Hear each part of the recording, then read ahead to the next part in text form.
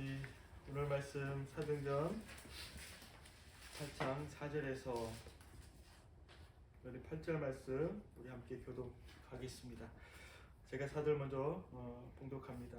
그 흩어진 사람들이 두루 다니며 복음의 말씀을 전할세 빌립의 사마리아 성에 내려가 그리스도를 백성에게 전파하니 우리가 빌립의 말도 듣고 행하는 표적도 보고 한 마음으로 그가 하는 말을 따르더라.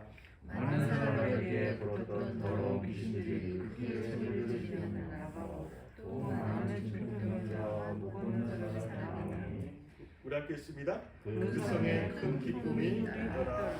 살아계신 하나님의 말씀입니다. 아멘. 우리 말씀의 제목 크게 우리 한번 읽어보겠습니다. 시작. 복음이 삶을 새롭게 합니다. 복음이 삶을 새롭게 합니다 라고 하는 제목으로 하나님 말씀을 이 시간에 함께 보도록 하겠습니다. 우리 계속 이제 매주마다 이제 한 장씩 우리 사도행전 말씀을 함께 나누고 있습니다. 오늘 사도행전 8장 말씀에 넘어오면 우리 지난주에 어떤 인물에 대해서 말씀을 함께 나눴습니까? 우리 스데반 집사님에 대해서 우리 함께 삶을 통해서 또 모습을 통해서 하나님께 우리에게 주시는 그 메시지를 함께 나눴는데 오늘은 우리 빌립이라는 인물이 우리 등장하고 있음을 보게 됩니다. 우리 빌립 집사님을 통해서 오늘 나에게 또 우리들에게 주시는 메시지, 그 메시지를 우리가 함께 붙들고 그 메시지를 붙들고 또 한 주를 살아갔으면 좋겠습니다. 우리 오늘 이제 빌립 집사님이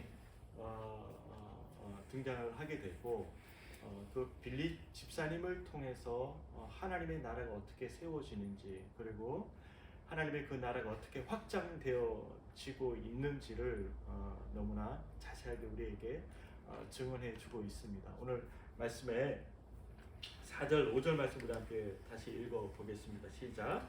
그 흩어진 사람들이 두루 다니며 복음의 말씀을 전할세 빌립이 사마리아 성에 내려가 그리스도를 백성에게 전파하니 그렇게 말씀하고 있어요. 그러니까 지금 예루살렘 교회에 정말 우리가 상상하기도 힘든 대박해가 이제 시작이 되었습니다. 왜 시작이 되었냐면 스데반 집사님의 그 순교로 인해서 드디어 이제 예루살렘 교회 초대교회 이제 박해가 시작이 되었던 거죠. 왜냐하면 유대교 그 당시의 종교 지도자들이 가만히 있지 않겠죠. 네? 왜? 스데반 집사님이 어떻게 그들에게 메시지를 전했는지 지난주 일날 말씀을 함께 나눴지 않습니까? 그러니까 결국 스데반 집사님이 이제 목숨을 잃을 수밖에 없었던, 순교할 수밖에 없었던 이유가 뭐냐? 신성 모독죄예요. 그러니까 하나님의 성전에 대한 하나님에 대한 신성 모독죄를 이제 뒤집어 씌워서 이제 결국 순교하게 되었는데 그랬던 유대교의 지도자들 그리고 유대교 사람들이 이제 예루살렘 교회를 핍박하기 시작한 거예요. 그 핍박은 그냥 어려움 그런 어떤 힘듦 이런 개념의 핍박이 아니에요. 감당할 수 없는 한 번도 보지 못했던 그런 핍박이 이제 예루살렘 교회의 핍박이 이제 가해지기 시작했던 거죠. 그 핍박으로 인해서 이제 8장 말씀으로 넘어오면서 예루살렘 교회 초대교회 그리스도인들이 어떻게 했다라고 오늘 본문 말씀에 나와 있습니다. 그들이 어떻게 했다고요? 오늘 4절 말씀 어떻게 했다고 그랬습니까? 예. 예, 4절 말씀에 모든 그리스도인들이 다 흩어졌다라고 말씀하고 있습니다. 그러니까 우리 본문 말씀은 아니지만 8장 1절 말씀에 보면 그날에 예루살렘에 있는 교회에 큰 박해가 있어 사도 외에는 다 유대와 사마리아의 모든 땅으로 어떻게 했다고요? 흩어졌다라고 8장 1절 말씀에 기록하고 있습니다. 그러니까 박해로 인해서 사도를 제외한 모든 그리스도인들은 예루살렘 교회를 떠나서 예루살렘 각처로 다 흩어지게 되었다라고 하는 것입니다. 흩어져서 무엇을 했다고요? 그리스도인들이 무엇을 전했다고요? 그리스도를 5절 말씀에 자 4절에 복음을 전했고 그리고 빌립이 사마리아 성으로 들어가서 무엇을 했다고요? 그리스도를 백성에게 전파했다라고 말씀하고 있습니다. 아주 중요한 말씀을 우리에게 지금 해주고 있는 겁니다. 자, 박해가 있었어요. 교회에 박해가 있었는데 그 박해로 인해서 오히려 예루살렘 교회 성도님들은 흩어져서 복음을 전했다라고 하는 이 사실, 예수님이 그리스도라고 하는 이 사실을 거침없이 가는 곳마다, 머무는 곳마다, 만나는 사람마다 전했다라고 하는 이 사실에 우리는 놀라움을 금치 않을 수 없습니다. 왜냐? 일반적인 생각을 우리가 가진다라면 박해가 있었어요. 그리고 사람들이 순교하게 되고 사람들이 죽어나가는 그 상황 속에서 내가 그리스도라고 하는 이 사실을 감추는 게 당연하겠습니까? 아니면 드러내는 게 당연하겠습니까? 네, 감추는 게 당연해요. 왜냐하면 유대교 사람들이 이제 집집마다 다니면서 색출을 하는 거예요. 그리스도인들 잡아다가 그냥 어떻게 처형하는 거죠. 왜냐하면 사울이 했던 그 행동들이 있지 않습니까? 사울이, 자 3절 말씀에 보면 사울이 어떻게 했다고요? 어떻게 했다고요? 그렇죠. 잔멸할색을, 완전히 교회를 이제 없애버리려고 작정하고 유대교 사람들이 했던 지금 모습이에요. 잔멸하려고. 그리고 각 집에 들어가서 어떻게 한다고? 남녀를 끌어다가 옥에 넘기고 이런 지금 상황이거든요. 순교하고 다 지금 잡혀가지고 옥에 갇히는 그런 상황이거든요. 이런 상황에서 지금 교인들이, 우리 열린교회 교인들이 지금 오히려 더 그 복음을 전하지 말라라고 하는 그 상황 속에서 더 복음을 전하고 있다라고 하는 거죠. 이거는 어떻게 이해를 할 수 있을까요? 이거는 좀 이해가 되는 상황입니까? 도저히 이거는 그냥 일반적인 상식으로는 이해가 되지 않는 거죠. 오히려 하지 말라라고 했을 때 목숨을 잃게 되는 그 상황, 옥에 갇히는 그 상황 속에서도 그런데 불구하고 그 복음을 전했다라고 하는 것, 일반적인 일이 아니죠. 예, 오히려 복음을 말하지 아니하고 집에 꽁꽁 숨어서 그렇게 지내야지만 해야지만 오히려 일반적인 모습이 아닐까라는 생각이 되어집니다. 오늘 예루살렘 교회 교인들 흩어졌어요. 그리고 흩어짐 속에서 끊임없이 세상 가운데 외쳤던, 던졌던 메시지는 예수님이 그리스도이십니다. 예수님만이 구원자가 됐습니다. 예수님만이 구세주가 됐습니다. 예수님만이 우리 인간의 죄의 그 근본적인 문제를 해결할 수 있는 분입니다. 죄와 사망에서 우리를 건져주실 분은 오직 예수님, 그 예수님이 그리스도이십니다 라고 하는 이 사실을 거침없이 전했다라고 하는 것입니다. 정말 교회의 참된 모습을 우리들에게 지금 보여주고 있는 거죠. 교회가 어때야 되는지. 예. 그러니까 예루살렘 교회 성도들은 이 박해가 시작되었을 때 그때서 비로소 하나님의 뜻이 무엇인지, 하나님께서 우리 교회를 세우신, 부르신 그 목적이 무엇인지 다시 한번 생각하게 되면서 그 사명에 집중하기 시작했다라고 하는 거죠.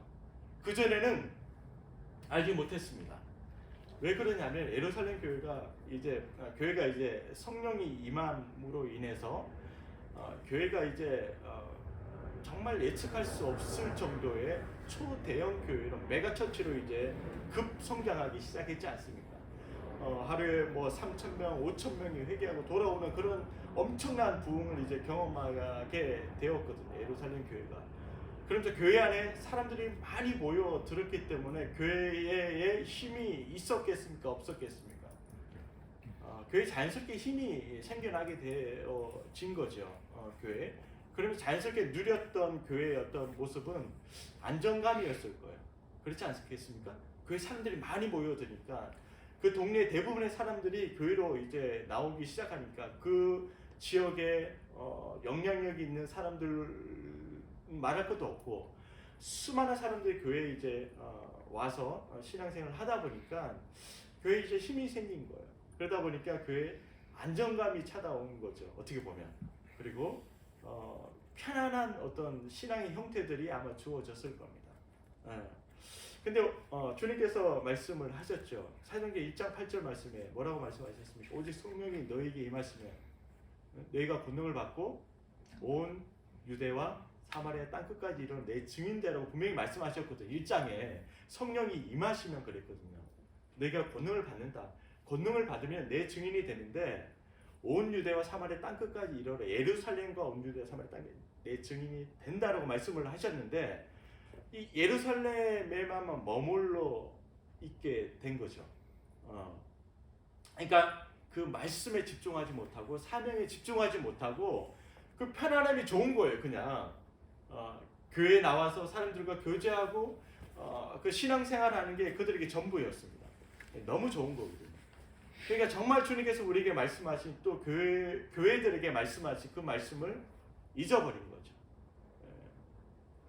잊어버렸을 때 하나님께서 하신 그 행동이 뭐였느냐? 이게 바로 다름이 아닌 바로 박해였습니다. 핍박이었습니다. 자, 이 부분도 우리가 한번 생각을 해봐야 돼요. 하나님께서 박해를 사용하셨다. 박해를 통해서 하나님께서 일을 이루신다. 그 당시에 아마 예루살렘 교회 성도들은 이해하지 못했을 거예요. 물론 그 후에 깨닫게 되었지만 말입니다. 박해가 왔을 때 많은 사람들이 신앙에 대해서 한번 다시 생각하지 않았을까? 또 원망의 목소리를 내는 사람들도 있었을 겁니다. 우리가 말씀을 지키고 신앙생활을 하는데 왜 나에게 이런 박해가 닥칠까? 왜라고 하는 그 질문을 신앙의 모습 가운데 던졌을 거예요. 예.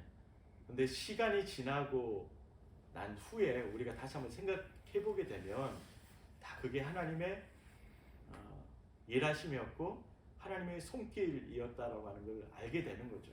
그래서 이 예루살렘 교회 성도들은 박해가 교회 가운데 가해졌을 때 그때서 비로소 알게 되는 거죠. 이게 바로 흩어짐의 이유는 바로 다름이 아닌 바로 복음을 전하는 그 일에 있는 거구나. 우리가 예루살렘에만 머물러 있을 때 하나님께서 우리를 흩으시는구나.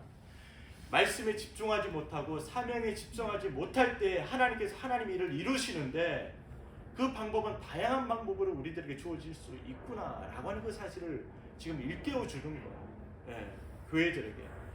저는 어떻게 볼 때 교회에 어려움이 찾아왔다, 교회에 어려움이 있다라고 하는 것은 하나님께서 한 번 더 그 교회를 흔드는 이유는 더 사명에 집중하게 하기 위해서, 더 말씀에 집중하게 하기 위해서 하나님이 주시는 하나님이 일하심의 방법이라고 저는 생각을 합니다. 예. 그때서 우리는 하나님께로 더 나가게 되는 거죠. 더 하나님을 붙들게 되는 거죠. 그 일들을 통해서 바로 예루살렘 교회가 그랬다라고 하는 거죠. 그래서 그들이 흩어져서 그들이 했던 거는 바로 그 말씀을 기억하며 그 사명을 기억하며 하나님께서 우리에게 주신 그 부탁하신 그 말씀이 있는데 그 말씀의 길을 따라서 우리가 삶을 살아내는 것이 바로 교회에 가야 될 길이다라고 하는 거죠. 그래서 그들이 가는 곳마다 머무는 곳마다 그들이 전했던 것은 바로 복음이었습니다. 바로 예수님이 바로 구세주가 된, 예수님이 당신의 구원자가 되십니다. 다른 어떤 것이 당신의 구원자요, 당신에게 생명을 줄 수 있는 것이 아니라 예수님만이 그 길이 됩니다 라고 하는 그 사실을 가감없이 전했다라고 하는 것입니다. 오늘 우리 열린교회가 바로 이 길을 걸어가야 되는 줄 믿습니다. 목소리가 썩으신데 정말 우리 교회가, 우리 열린교회뿐만 아니라 이 땅의 모든 교회가 가야 될 길이 되는 거죠. 교회가 존재하는 이유와 목적이 있다라고 한다면 바로 여기에 있는 것입니다. 교회는 다른 것이 아닌 바로 사람을 살리는 그 일에 우리가 집중하고 우리가 충실하게 그 일을 이행할 때 바로 교회로서 그 사명을 감당하고 있는 거겠죠. 우리 오늘 말씀 보면 6절 말씀입니다. 빌립이 유대인으로 처음으로 이제 사마리아 이 지역에 들어가게 된 사건이죠. 빌립이. 왜 그러냐면 유대인들은 사마리아 땅을 가지 않습니다. 그렇죠? 유대인들은 사마리아 땅을 가지 않아요. 왜 그러냐면 요한복음 4장의 말씀에 보면 나오는 것처럼 유대인들은 사마리아인들과 상종하지 않는 관계였습니다. 그렇죠? 그러니까 짐승과 같이 그들을 대했던 거죠, 유대인들은.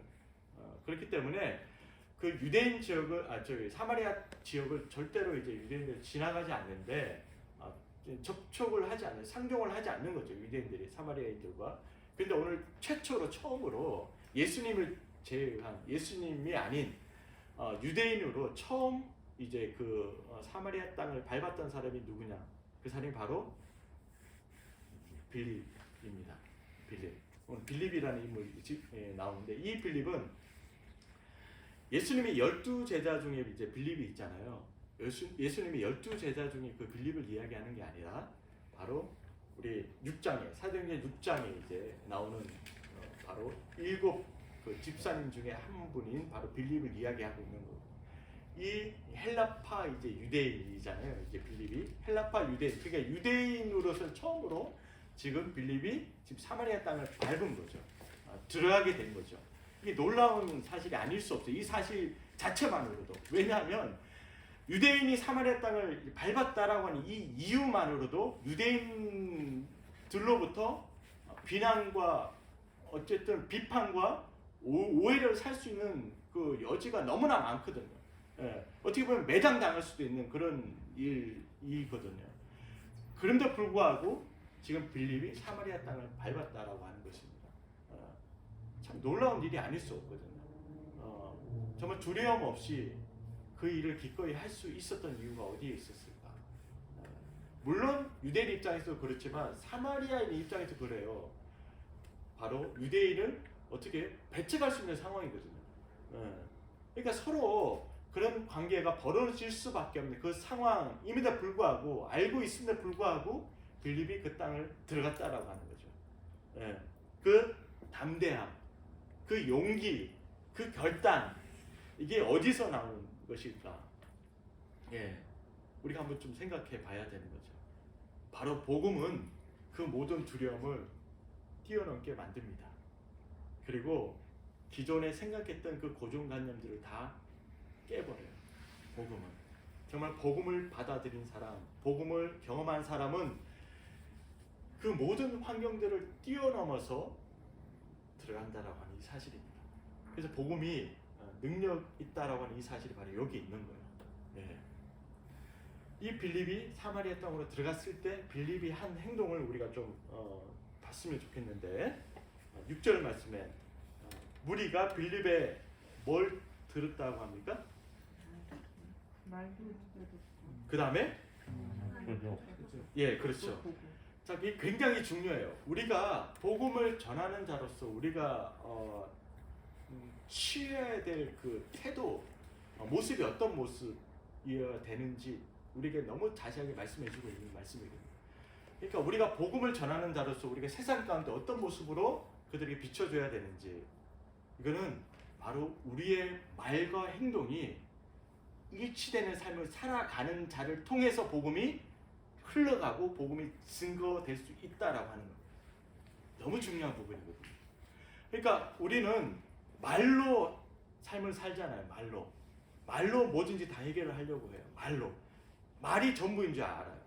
말하면, 말을 잘하는 사람을 보면 신앙이 좋은 사람이라고 생각할 때도 있고요. 그러니까 어떤 말을 통해서 그 사람의 신앙의 어떤 수준과 신앙의 어떤 그 레벨을 우리가 평가할 때가 굉장히 많다라고 하는 거예요. 근데 말보다 더 중요한 게 뭐냐면 바로 행동이거든요. 행함이거든요. 말 아무리 100마디 한다고 할지라도 행동 한 번을 통해서 그 사람의 진정성, 그 사람의 모습을 보여주는 거거든요. 그러니까 오늘 빌립은 말과 행동이 일치하는 삶의 모습으로 사마리아인들의 그 마음을 어떻게 했다? 마음을 열었다라고 하는 거예요. 이게 너무 중요한 것 같아요. 아무리 우리와 원수되는 관계가 있는 사람이 있다 할지라도 그 사람의 마음을 움직이고 그 사람의 마음을 녹이고 그 사람의 마음을 여는 것은요, 정말 그 사람에게 대한 우리의 진정성이라고 봅니다. 저는 그게 진정성이라는 게 말뿐이 아니라 내 마음과 내 삶도 그러하다라고 하는 거죠. 근데 그거를 상대방이 그것을 볼 때, 알 때 비로소 마음을 열게 되는 거죠. 예, 그게 진실함이잖아요. 바로 사마리아인들이 빌립을 통해서 그걸 본 거예요. 예. 자, 우리의 모습을 유심히 봅니다. 세상 사람들은. 그래서 오늘 6절 말씀 보면 빌립의 말도 듣고 행하는 표적을 뭐 했다고요? 보고 그랬잖아요. 봅니다. 유관의 집사님의 삶을 세상 사람들이 본다라니까요. 저의 삶을 유심히 세상 사람들이 본다라고 하는 거예요. 근데 뭘 보느냐? 우리의 말과 우리의 행동이 일치되느냐? 저 사람의 말이 정말 진정성이 있느냐? 진실된 말이냐? 행동이냐라고 하는 것을 본다라고 하는 것입니다. 예. 그것을 볼 때 그들의 반응들이 나오거든요. 근데 그 반응이 여기서 갈려지는 거예요. 아, 저 사람 교회 나가지만 뭐 별거 없어. 그리고 아, 저 사람 정말 교회 다니는 게 정말 다르구나. 여기서 보는 거에서 판가름이 난다라고 하는 거예요. 근데 오늘 빌립을 봤어요. 사마리아인들이 내린 결론, 삶의 결론이 뭡니까? 오늘 6절 하반절 뭐죠? 한 마음으로. 그렇죠. 이게 결론입니다. 예. 복음은 틀림없습니다. 복음은 어김없이 복음이 들어가는 곳마다 그 복음을 전하는 그 삶의 그 태도가 이러하다라면 틀림이 없는 거예요. 반드시 그 안에는 변화가 일어나는 줄 믿습니다. 반드시 그 안에는 생명이 싹트고 생명이 전해지고 생명을 얻게 되는 역사가 반드시 일어나게 되는 줄 믿습니다. 근데 복음을 들고 들어갔는데 이런 역사가 일어나지 않다라고 한다면 나의 언행과 나의 행동이 정말 복음에 합당한 모습으로 저들에게 비춰지고 있는지 한번 생각해 봐야 돼요. 네, 정말입니다. 하나님께서 우리를 통해서 하나님께서는 역사하신 줄 믿습니다. 우리는 복음의 도구예요. 하나님께서 우리를 통해서 하나님께 도구로, 복음의 도구로 사용하시는데 이 도구가 시원찮으면 능력 발휘를 제대로 못하는 거예요. 그러니까 우리는 언제든지 하나님께 쓰시기에 불편함이 없는 도구의 모습으로 준비되어져 있어야 하는 거죠. 우리의 몫은 그거예요. 예. 능력은 하나님께 있고 하나님께서 우리를 통해 일하시는데 우리가 통로가 되어지고 우리가 도구가 되어져야 되는데 그 통로가 시원찮다라면, 그 도구가 시원찮다라면 우리를 통해서 복음이 막히게 되는 꼴이 되는 거죠. 우리를 통해 하나님의 그 영광이 막히게 되는 거죠. 그래서 우리 한 사람 한 사람이 정말 하나님의 사람으로, 하나님 나라의 대사로서 세상 속에서 우리의 역할이 얼마나 중요한지 모르는 거예요. 예. 그냥 교회나 이런 수준이 아니에요. 한 사람이, 우리 박희정 집사님이 세상에 나갔을 때 열린교회 뭐예요? 대표잖아요. 하나님 나라의 대사잖아요. 그런 존재로 하나님께서 우리를 세상에 보내시는 거죠. 요한의 집사님, 용식 집사님. 그렇기 때문에 우리는 늘 하나님께 쓰기 불편함이 없는 존재로 준비되어져야 되는, 이게 너무나 중요한 모습인 것 같아요. 우리 곽기정 집사님 열심히 요리 요즘도 집에서 하시잖아요. 하시는데 내가 쿡을 열심히 해요. 열심히 하는데 그 쿡을 담을 수 있는 그릇이 늘 준비가 되지 않으면 제대로 그 음식을 전달할 수 없잖아요. 그렇죠? 그 쿡을 담을 수 있는 그릇이 없다든가 아니면 그 그릇이 깨끗이 씻겨져 있지 않다든가 준비가 되지 않으면 열심히 아무리 쿡을 해서 열심히 아무리 맛있는 음식이 있다 할지라도 그것을 제대로 낼 수 없는 거거든요. 똑같은 거죠. 복음도 마찬가지예요. 하나님의 그 능력이 늘 준비되어 있어요. 근데 그 능력이 누구를 통해 전해지길 원하신다고? 하나님은 우리를 통했습니다. 우리가 그릇이거든요. 이 복음을 우리라는 그릇에 담아서 이 세상에 내보내길 원하시는데 우리가 깨끗하지 않는 거죠. 그 그릇을 담기에 준비되지 않는 모습을 우리가 늘 살아가는 거예요. 그렇기 때문에 그 복음이 이 세상 속에서 올바르게 전달되지 못하고 올바르게 능력으로 나타내지 못하는 게 되는 거죠. 네. 바라기는 우리 열린교회 한 분 한 분이 오늘 빌립 집사님이 하나님 앞에 귀하게 쓰임 받은 것처럼 우리의 말과 행동이, 우리의 언행이 일치되어서 정말 하나님께서 우리에게 주신 그 복음이 온전히 전달될 수 있기를 간절히 축복합니다. 아멘. 그래서 그 복음으로 말미암아 세상이 변화되어지고 그 복음으로 인해서 정말 살만 나는 세상이 경험되어지는 그 일들이 우리를 통해서 일어날 수 있기를 간절히 축복합니다. 아멘. 한 주 우리가 열심히 또 삶을 살아갈 겁니다. 우리 고창영 집사님도 정말 하나님께서 우리를 통해서 일하시길 원하십니다. 복음만이 정말 삶을 새롭게 하는 줄 믿습니다. 아멘. 정말입니다. 복음만이 왜 그러냐면 우리가 경험했잖아요. 우관의 집사님. 복음이 나를 이렇게 변화시켰다. 복음이 나를 이렇게 새롭게 했다라고 하는 이 사실. 복음이 나를 감격이 무엇인지, 감사가 무엇인지, 기쁨이 무엇인지 알게 했다라고 하는 이 사실. 이게 복음이거든요.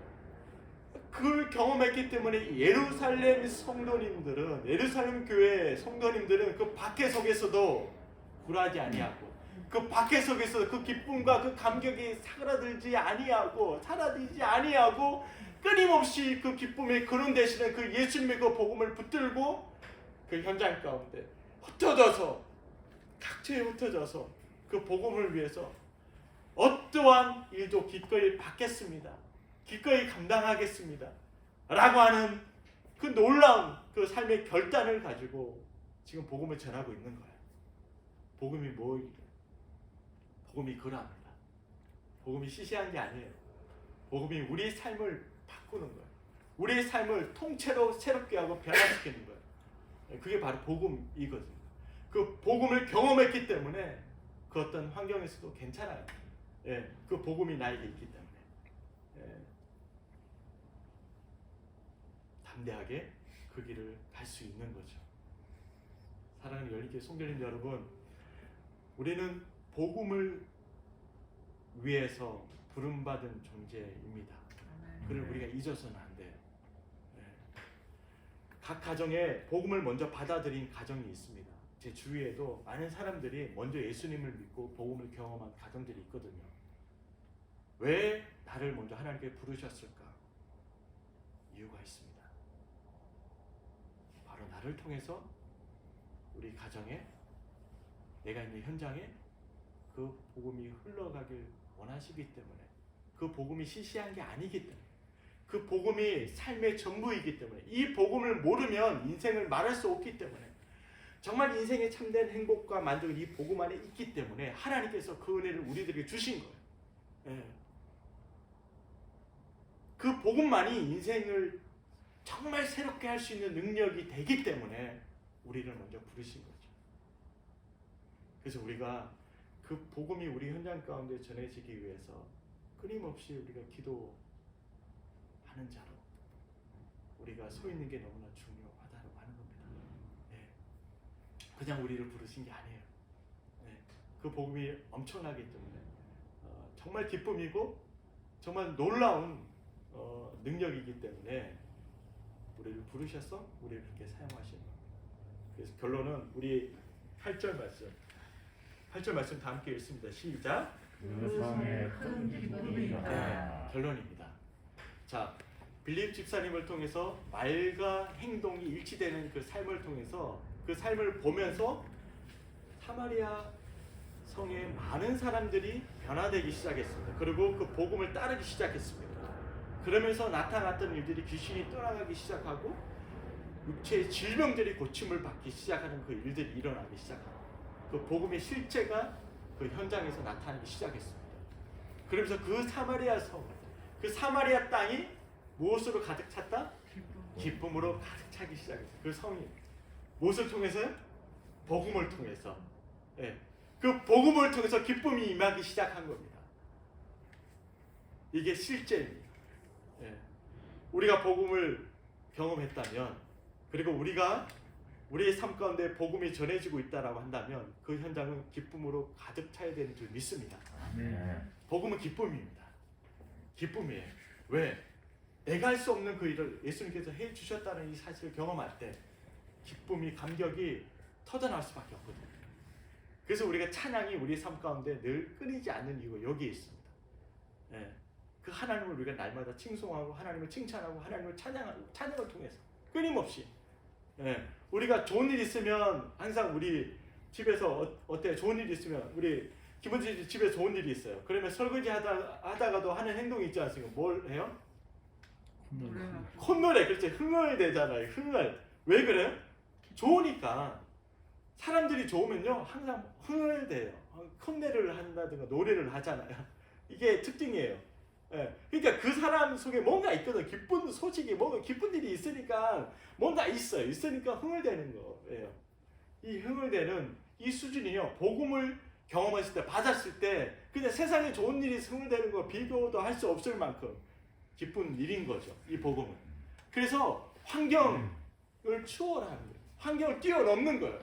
밖에 속에서 그런데 불구하고 그 복음을 붙들고 너무 좋으니까 그 복음의 생명이고 그 복음의 능력이기 때문에 복음을 놓을 수가 없는 거야. 예, 그걸 뛰어넘기 때문에 정말 경험한 사람들은 그 복음 안에서 삶을 살아내는 거죠. 그래서 신앙은요 우리의 생각 속에 갇혀 있는 복음이 아니에요. 신앙은 그 복음을 우리의 생각 속에 가둬놓는 게 아니라 정말 참된 신앙은요 그 복음 속에 말씀 속에 우리가 뛰어 들어가는 게 바로 참된 신앙이라고 하는 거예요. 복음이라고 하는 거, 말씀이라고 하는 거, 신앙생활 내 생각 속 내가 생각하고 있는 그 차원이 아니라고 하는 거예요. 그 틀에 프레임 속에 가둬놓는 게 아니에요. 그게 복음이 아니에요. 예. 내가 그 복음 안으로 들어가는 겁니다. 그 복음의 세계 안으로, 말씀의 세계 안으로 내가 들어가는 거지 그 말씀의 세계에 내 안으로 들어오는 게 아니거든. 우리 잘 생각해야 돼요. 예. 바라기는 우리 10개 한 분 한 분이 정말 말씀의 세계, 복음의 세계로 내 삶을 던질 수 있는, 내 삶을 그 안에 넣을 수 있는 믿음이 있기를 간절히 축복합니다. 그러면 세계관이 달라지는 거예요, 집사님. 세계관이. 왜? 예전에는 내가 바라봤던 세상은 내가 생각했던 그 틀 안에서만 항상 움직였거든요. 그렇죠? 그게 바로 누구냐면 바로 히브리파 유대인들이었습니다. 자, 저번에 이제 말씀을 나눴죠. 예루살렘 교회 안에 큰 부류가 있어요. 두 부류가 있었다고 했잖아요. 바로 히브리파 유대인과 헬라파 유대인이 있었다고 제가 말씀을 드렸어요. 그리고 히브리파 유대인들이 절대 다수를 이루었고 헬라파 유대인들은 소수를 이루었다고 말씀을 드렸습니다. 근데 히브리파 유대인들의 특징이 있어요. 그게 뭐냐면 집사님 용식 집사님 말씀드렸죠. 특징이 뭐냐면 선민의식. 그렇죠? 히브리파 유대인들의 특징이 선민의식이에요. 하나님께 택함받은 우리는 백성이기 때문에 우리가 특별하다라고 하는 거죠. 우리는 너네들과 달라라고 하는 개념을 가지고 있는 거예요. 그들이. 근데 그게 굉장히 위험한 사상이거든요. 그렇기 때문에 히브리파 유대인들은 항상 가지고 있었던 세계관이 뭐냐, 가치관이 뭐냐면 우리 유대 사회만이, 우리 유대 사회가 가지고 있는 이 가치관만이 정말 참된 가치관이라고 생각했던 거죠. 네. 우리가 바라보고 있는 세상이 옳은 세상이다라고 생각했던 거죠. 그러니까 다른 사람들이 이 히브리파 유대인 그 공동체 안에 들어오는 게 불가능했던 거죠. 왜? 이미 다르다라고 이들은 생각하고 가치관을 가지고 대하기 때문에 안 되는 거죠. 예, 될 수가 없는 거죠. 그런데 우리 헬라파 유대인들은 가치관이 달랐습니다. 달랐어요. 왜? 조상 때부터 디아스포라, 해외에서 오랜 경험을 통해서 다양한 민족들을 만났거든요. 그러니까 지금 유관우 집사님이 생각하는 이 가치관과 지금 유관우 집사님 또래 이제 한국에 계시는 그 사람들의 그 사고 방식은 저는 다르다고 봐요. 왜? 여기서 수십 년 생활했던 그 생활이, 그 경험들이 결국 세계관을 더 넓혀주거든요. 나의 그 삶의 시야를 더 넓혀줘요. 그건 분명합니다. 왜 그러냐면 이 캘리포니아 지역이 모든 5만 가지 민족들이 다 들어와 있는 지역이잖아요. 아마 이 세상에 그 분포되어 있는 민족들 중에 안 들어와 있는 민족이 없을 정도로 정말 다양한 이민자들이 살고 있는 지역이 바로 이 지역이거든요. 그러다 보니 자연스럽게 우리의 시야가 넓어질 수밖에 없는 거죠. 그러니까 헬라파 유대인들도 마찬가지입니다. 그렇게 삶을 살아가다 보니, 거기에 태어나 살다 보니 이게 바라보는 시야가 다른 거예요. 그러니까 다름이 틀림이 아니라 다름이 다릅니다라고 인정할 수 있는 그런 어떤 세계관이 형성된 거지. 헬라파 유대인들에게. 그렇기 때문에 바로 교회 안에서 하나님께서 교회를 흩으신 이유도, 그리고 그 전부터 작업하신 이유도 뭐냐면 히브리파 유대인들의 사역의 사역들이 이제 히브리파 유대인들을 통해서 일어나는 그 사역들이 바로 헬라파 유대인들에게 넘어오는 모습, 우리 말씀을 통해서 우리가 조금만 관심을 가져 이제 들여본다면 알 수 있어요. 왜 그러냐면 7 집사님이 선출했을 때 그 모든 사람이 뭐라고요? 헬라파 유대인들이었습니다. 벌써 다 까먹으셨는데 히브리파 유대인들이 아니라 헬라파 유대인. 그 이유가 있는 거예요. 왜 그러냐? 바로 하나님께서 사도행전 1장 8절 말씀을 성취하시기 위해서, 그 말씀을 이루시기 위해서 하나님께 이미 작업을 하고 계시는 과정 속에 있다라고 하는 우리가 봐야 돼. 말씀 볼 때 놀라운 일이 아닐 수 없어. 그러니까 정말 하나님께 쓰시는 도구, 하나님께 쓰시는 그릇이 무엇인가, 어디에서 어디로 옮겨가고 있는가 볼 수 있는, 말씀 그대로 하나님께서 지금 이루고 계시는. 왜? 예루살렘과 바로 유대인들, 히브리 유대인들을 통해서, 예루살렘을 통해서 어디로 넘어가요? 바로 헬라파 유대인, 온 유대와 사마리아 땅끝까지 이런 이 말씀대로 점진적인 그 복음의 확장이거든요. 하나님 나라 확장. 이걸 하나님 지금 이루고 계시는 거거든요. 그러니까 헬라파 유대인들을 통해서 하나님께서 일을 진행하고 계십니다. 왜? 히브리파 유대인들을 통해서 일이 진행되지 않습니다. 그들은 예루살렘에 머물러서 흩어지지 않는 게 그들의 가치관이었어요. 그렇기 때문에 하나님께서 그들을 통해 일을 할 수가 없는, 헬라파 유대인들을 통해서 사역을 옮기시고 그들을 통해서 지금 빌립, 스데반, 7 집사를 통해서 지금 하시는 그 일들을 우리가 볼 수가 있는 거죠.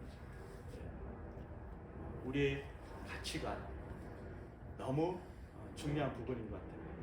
다름을 틀림이 아니라 다름을 다름으로 볼 수 있는, 그 포용할 수 있는 신앙의 모습이 우리 가운데 있어야 된다고 하는 거예요.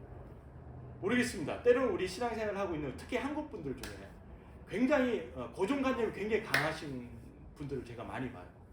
그게 신앙인 것처럼 말씀하시는 분들이 많이 있어요. 그 신앙이 아니고요. 그 본인의 고정관념이에요. 근데 그걸 깨지 않으면 정말 복음이 내 안에서 맴돈다라고 하는 거예요. 내 프레임 안에서. 그건 복음이 아닙니다. 그건 신앙이 아닙니다. 내가 그 신앙 안으로 들어가야 되고, 내가 그 복음 안으로 들어가야 되는 거예요. 그 세계가 우리의 가늠할 수 없는 세계거든요. 깊이거든요. 그걸 경험할 때 참된 기쁨이 우리 가운데 임하는 거죠. 이게 신앙생활이구나. 이게 복음의 능력이구나. 알게 되는 거죠. 많은 사람들이 교회 다니지만 교회 다니는 게 지루하고 따분한 이유가 내 프레임 안에 모든 걸 가져다 오기 때문에 그런 거예요. 한정 짓기 때문에. 그런 신앙이 아닙니다. 복음이 얼마나 깊고 넓은지 그 세계 안으로 우리가 들어갔을 때, 그 믿음으로 우리가 이 세상을 바라봤을 때 정말 복음만이 삶을 새롭게 하는구나. 복음만이 참된 만족과 행복을 줄 수 있는 거구나. 라고 하는 결론을 우리가 내게 되는 거죠. 그 결론 안에서 우리는 기뻐하는 거죠. 그 결론 안에서 오늘도 기뻐하고 오늘도 즐거워하고 오늘도 찬양하는 거죠. 세상 사람들은 몰라요. 왜 저 사람이 기뻐할까? 알지 못해요. 세상이 알 수 없는 일이에요. 그렇지만 복음 안에 우리가 있을 때, 복음을 경험했을 때 우리가 할 수 있는, 표현되는 우리의 삶의 모습은 기쁨입니다. 이번 한 주도 그 기쁨 가운데 살아갈 수 있는 우리 열린교회 성도님 될 수 있게 간절히 축복합니다. 그래서 우리 얼굴에 항상 고창님 항상 미소가 떠나지 않아요. 우리 바깥의 미소보다 더 중요한 것은 영혼의 미소예요. 우리 내면의 미소가 늘 떠나지 않아요. 왜? 복음이 우리에게 있기 때문에. 그 복음이 정말 우리의 삶을 새롭게 하고 우리의 삶을 정말 행복하게 만들어주는 거예요. 이 행복과 이 새롭게 하는 이 복음을 위해서 빌립 집사님 또 초대교회 교인들이 그렇게 삶을 드리고 나갔던 것처럼 우리도 한 주를 그렇게 살아냈으면 좋겠습니다.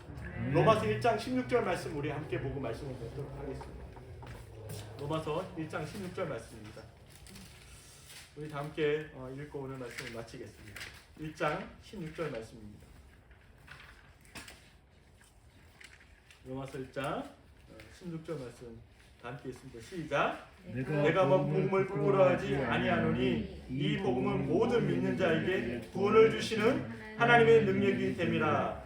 먼저는 유대인에게요 그리고 헬라인에게로라. 아멘. 분명히 말씀하고 있습니다. 사도 바울이 분명히 말씀하고 있습니다. 내가 복음을 어떻게 한다고요? 부끄러워하지 않는다라고 그가 고백하고 확증하고 있어요. 정말 우리 열린교회 성도님들이 이러한 사람인 줄 믿습니다. 네. 복음을 부끄러워하지 않는 자. 네.